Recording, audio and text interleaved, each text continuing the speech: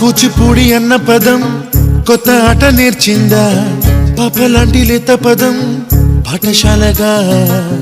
కూనలమ్మ జానపదం పల్లె దాటి వచ్చిందా, చవళిల జానతనం పాట చూపగా.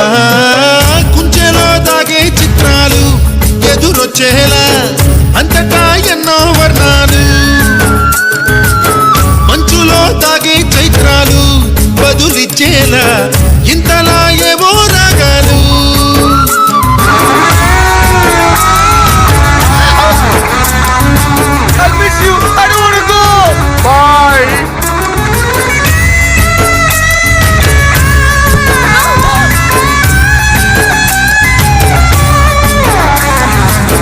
ఆకతాయి సందడిగా ఆగలేని తొందరగా సాగుతున్న ఈ పయనం ఎంతవరకో, రేపు వైపు ముందడు